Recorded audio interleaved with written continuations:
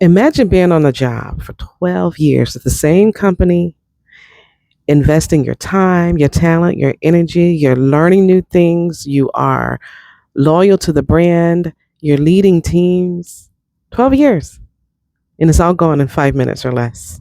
Yeah, I thought I knew what my career would be, and I thought I had it all figured out. Boy, was I wrong. Not once, but twice.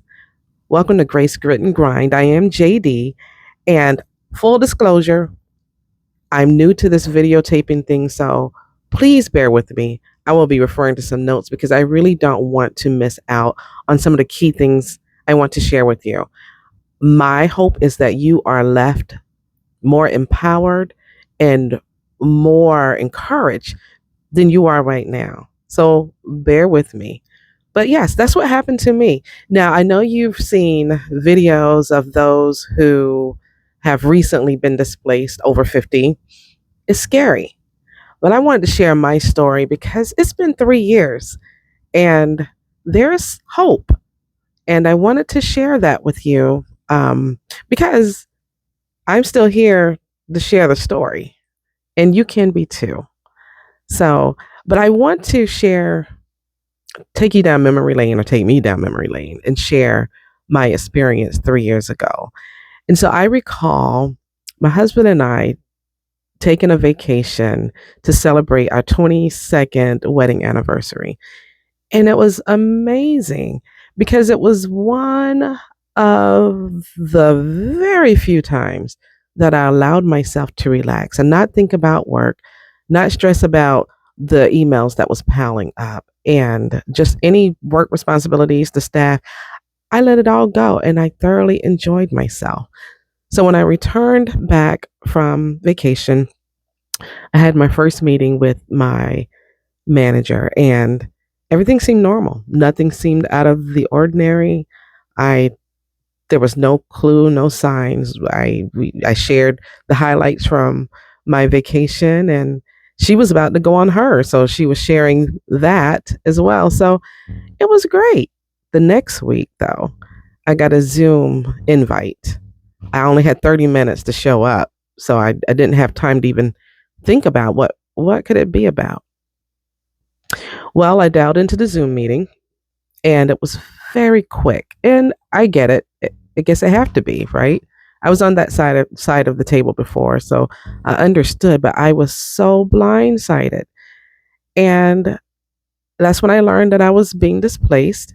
And while the Zoom meeting was scheduled for 15 minutes, again, that took less than 5 because little did I know we were going to log into another Zoom call with my staff, my direct leaders, and they were also getting displaced. So we met with my staff. They all logged into the Zoom call and they got the news. And I tell you, trying to lead through that while trying to process your own shock is not for the faint of heart. That is not what I had planned and what I had thought I would be doing. But it happened. And boy, that was a struggle. I did ask my staff to stay on. Now, during the displacement, they shared some of the benefits that we would have, such as, getting paid our unpaid PTO time. We were going to get paid for 2 extra months, and then we would get paid for our extra unused PTO time and any earned severance. At the time, it was 2 weeks per year. I actually remember trying to get an extra 2 weeks because my 12th year would have landed on a holiday. So we couldn't have worked because it was a holiday. I was denied that. Well, I digress.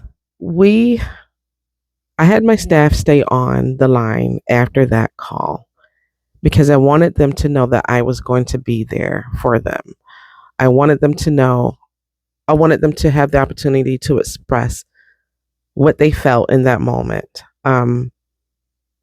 And I heard shock, I heard anger, I heard frustration, I heard failure. On the other hand, I heard, oh, what a relief. Oh my goodness, freedom. And guess what? I understood. I felt all of those things with them.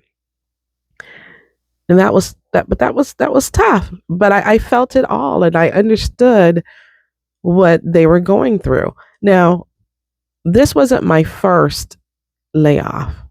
As a matter of fact, I was displaced in my 30s and I had two younger kids at the time. They're my two older sons now. And while that was shocking, it was no problem. I figured I can bounce back, after a while. After all, I was still a little younger. And I took 9 months off and I said to myself, what is it that I really want? Am I willing to go back into the corporate world or do I want to do something different? Well, I had already invested 16 years in the corporate world. Well, why not go back? I enjoyed my severance of 9 months at the time, and I went back into the corporate world. So no, I did not listen. um, I was back into the corporate world and I accelerated quite quickly because I said to myself I wasn't going to sit back and waited to be promoted and waited to earn and waited for someone else to recognize my talents and my skills and my abilities. I was going to push forward. And so yes, I accelerated pretty quickly, but it came at a cost because I was missing time out with my family, my friends, important events. And I tell you, that was scary. But then, so when that layoff and displacement came in 5 minutes, that was that was a punch in the gut because what was I going to do? What was I going to do now? I'm over 50. I have my two younger ones now, two school age children that I'm still raising over 50. Yes, I'm that mature parent or older parent. I was trying to put it nicely. So yeah, that was tough. So now we're living off of one income, which is my husband's social security income. He's been retired. He had to retire when our youngest one was born. So what am I going to do? They need insurance. Um, what was going to happen with, okay, we had to alter vacations. Maybe there would be no more vacations. um, the occasional eating out as a family, the date nights, all of that had to be altered. It was too much it was overwhelming in the moment, if I'm honest. So if you are here because you were laid off, you were forced to retire, you were part of a restructure position elimination, or you simply just found yourself unemployed all of a sudden for whatever reason, maybe even trying to find work life balance was why you were let go because you're home trying to take care of maybe your aging parent or a child with disability or whatever it was that you were trying to find work life balance to, but you didn't fit in with the company because you weren't flexible enough or you weren't able to commit. You know, that's tough. And I'm glad you stopped by because, like I said, I have something encouraging for you because again, I'm in this position 3 years later, and I have there is life outside of those four walls that you were used to going to every day. And yes, there's such thing now today as ageism. It probably was always such a thing, but now it's more evident, right? And you're being told, well, we can't hire you because you're too old. No, they will never say that. Sorry, because you won't. We're using AI. You may not be able to acclimate to the new technology these days. um, you're complacent, or you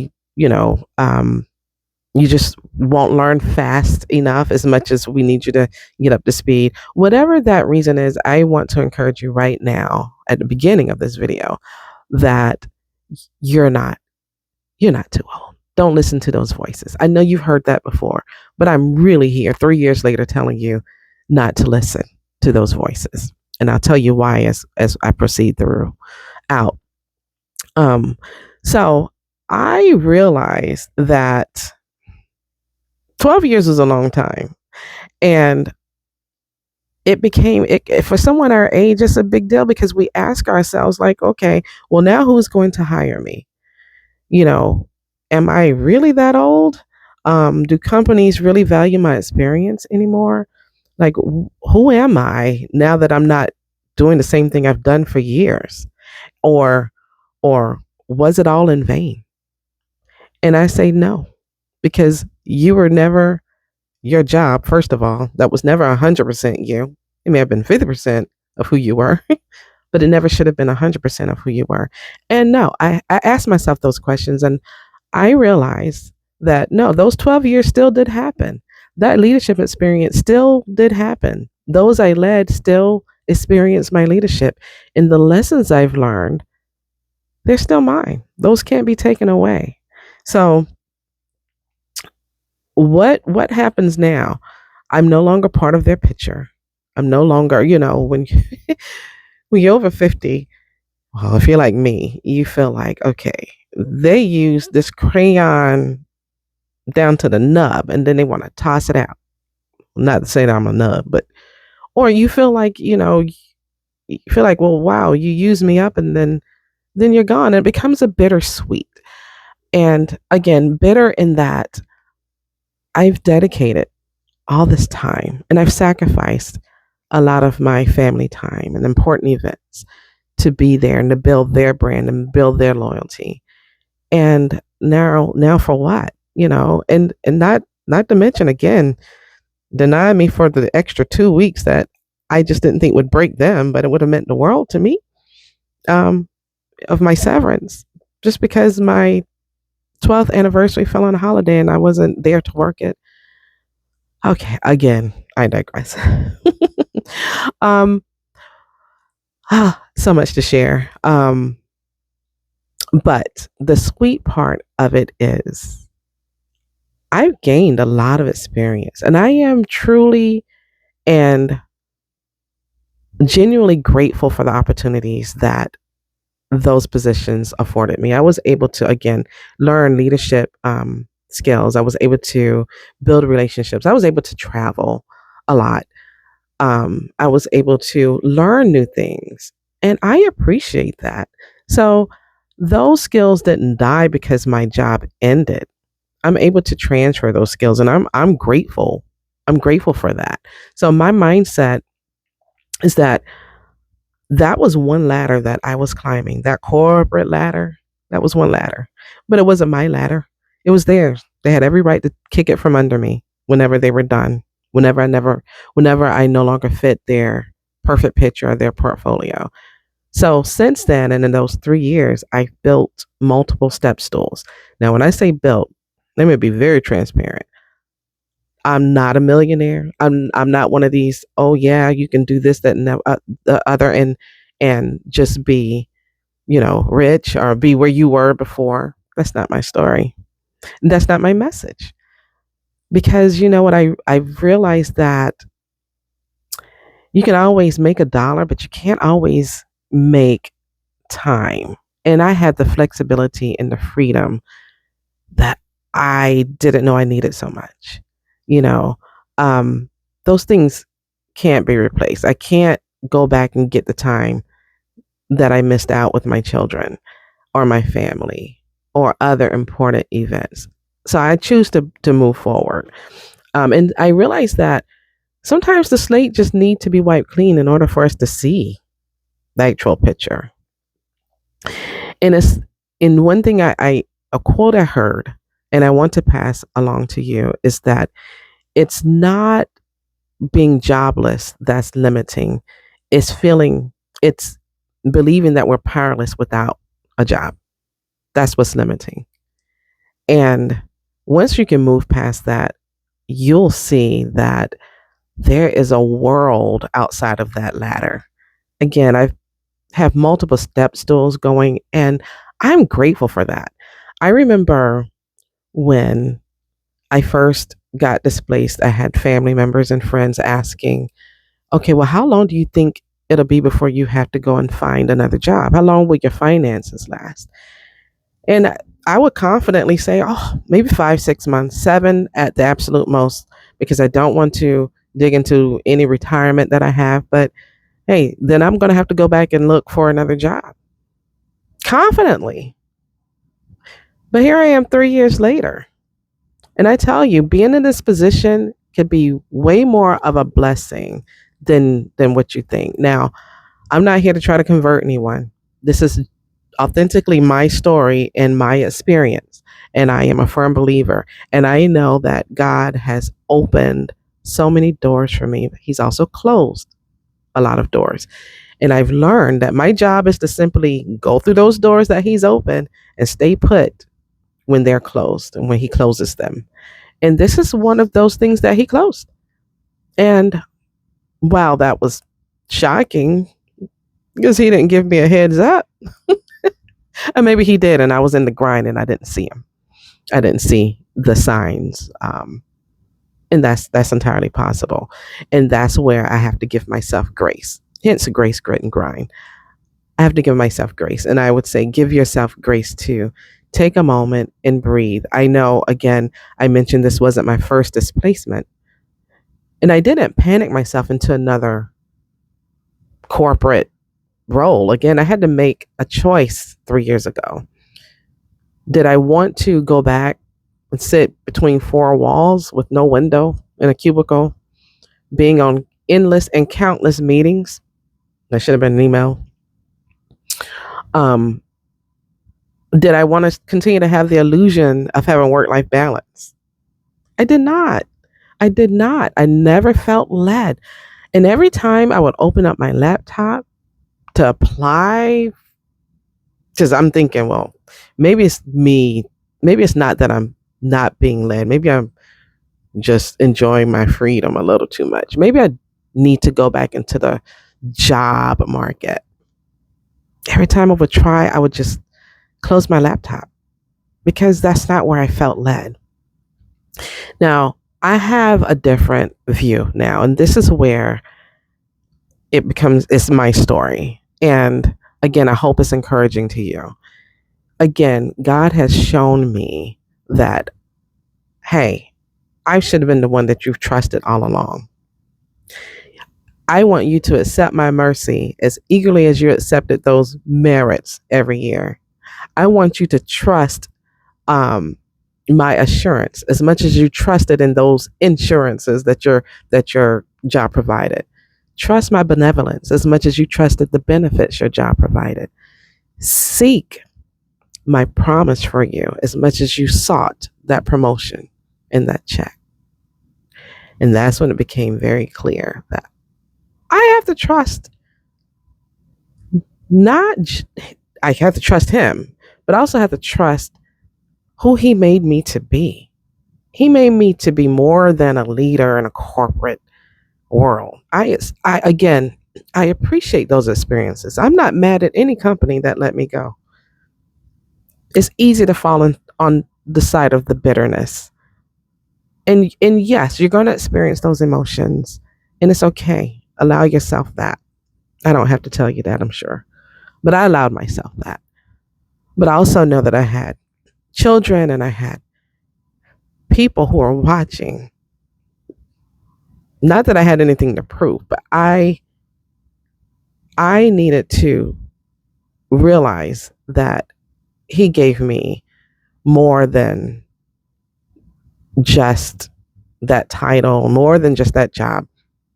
He gave me a clean slate where I can dream, I can breathe, I can be at peace, I can have the freedom now to say no, I can have the freedom to choose and be creative.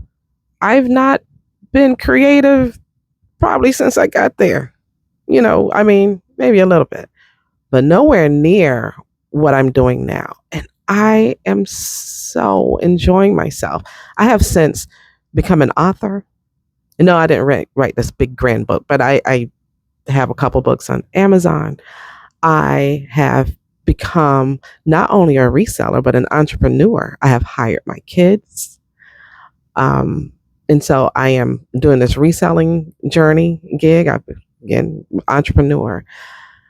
I am now creating content because I want to share my story. And yes, it'll be nice if this ends up becoming some extra monetary, but that is truly and genuinely not my goal here. My goal here is to share. It's The world today is so it's heavy. It's heavy on so many levels. And if I can help just one person, then I will have this would be all worth it. So I figured I'd get over my public speaking fear of public speaking and being on camera and with a missing too. I keep it real 100%. Then I figured I can encourage at least one person. And if you're in that position um, where you think you want to share your story, I share this in my other video. Get a good look because it's going to be fixed soon, though. But this goes to show that don't let anything hold you back. Get your story out there. And yeah, I know it's scary, it's rough. Maybe someone might make a rude comment. It's okay. I've heard them before, and I'm stronger, and you are too. Um, so I will share this final thought with you. That listen to this quote. When a bird sits on a branch, it doesn't spend its entirety worrying about the branch breaking because its trust is not in the branch, it's in its wings. And in my situation, the corporation and my job, my career, that was a branch for me. But just because that ended doesn't mean I have to end. I still have wings and I have been flying and using them and just enjoying the process, enjoying the unknown. It can be fun. I know it can be scary, but it can also be fun and um, inspiring to now take this time and figure it out. Figure out what you want to do, think about your experiences. Because, yes, we're not starting from scratch, we're starting from experience. You've had experience, you have lots of experience that the young ones have because the companies today, they want to hire the 20-year-olds who have the maturity of 30-year-olds and the work ethics of 40-year-olds and the experience of 50-year-olds are greater, but they want to pay you like 10-year-olds. There's that. And so if we can work hard for these jobs, traditional jobs, we can work hard for ourselves because at least it'll be our step stool and not someone else's ladder. Now, I hope this was encouraging to you. And if you did find it encouraging, please follow me. I will be sharing more of my journey, more about my step stools, such as my smaller jobs, but they're mine. And I will absolutely love to hear your stories. I would love to hear where you are in the process or what you're thinking, what you're going through. Please share them in the comments. I try my best to respond to them. And I really hope, again, that this encouraged you. And please follow me. This is, again, JD with Grace, Grit, and Grind. Until next time.